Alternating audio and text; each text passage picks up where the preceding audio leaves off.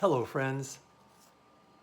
In spirit literature, you occasionally come across stories of children who were orphaned not by their parents' death, but by their own. Helen Grieve's book, Testimony of Light, contains one of these stories, one of the best ever, narrated by the deceased Sister Frances Banks.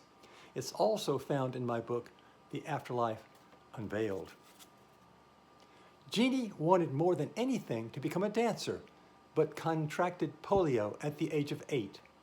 After months in an iron lung, she came out with one leg shrunken and shorter than the other.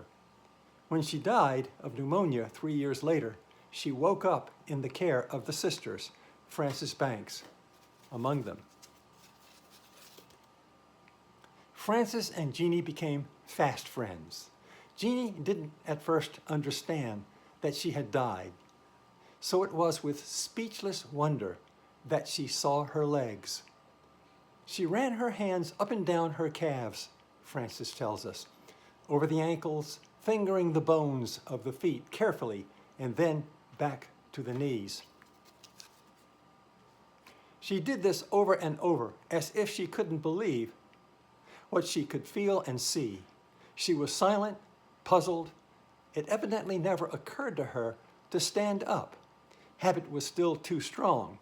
She just sat there holding her legs and gazing down at her feet. Presently, she looked up at us. "Is it a miracle?" she asked in awed voice.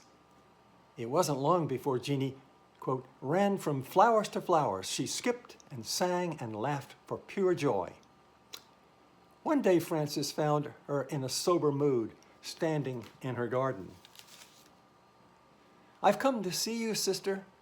There was a pause. Her eyes regarded me with direct candor.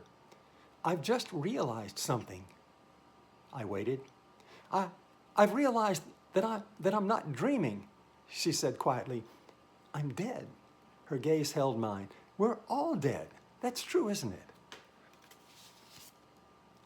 "Yes, it's true, Jeannie," I answered her.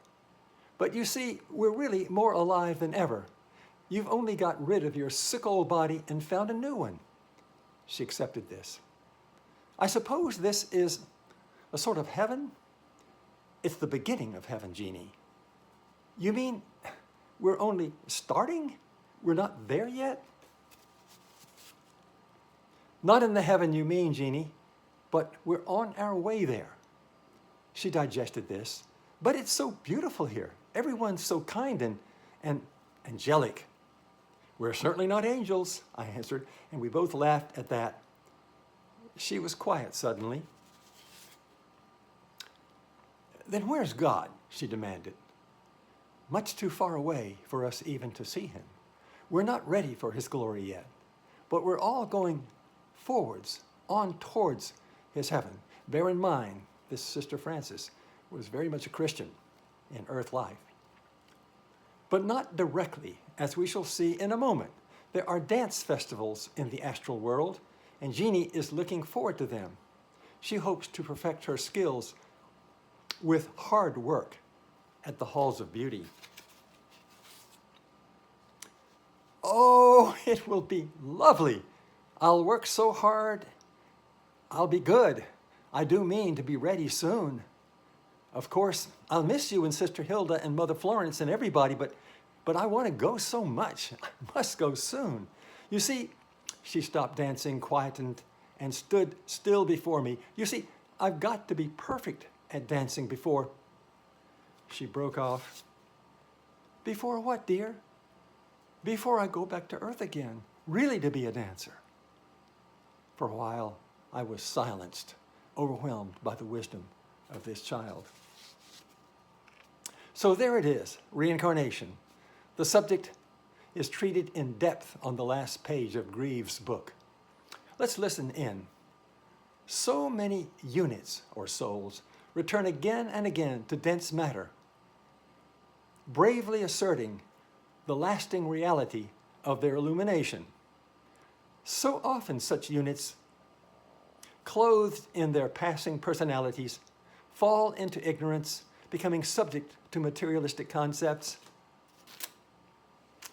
Some are blessed on their journey by flashes into the light, and in rare cases, the light gained in our spiritual world holds steady, shining through the fleshly masks to bless and encourage their fellow travelers in the darkness. Light shines from the eyes of these advanced egos as reflected in the magnetic fields which surround their dense bodies. Next time, we'll look at other stories of children found in my books. My heart goes out to those of you who have lost a child. I'm Stafford Betty, the Afterlife Professor. Good evening.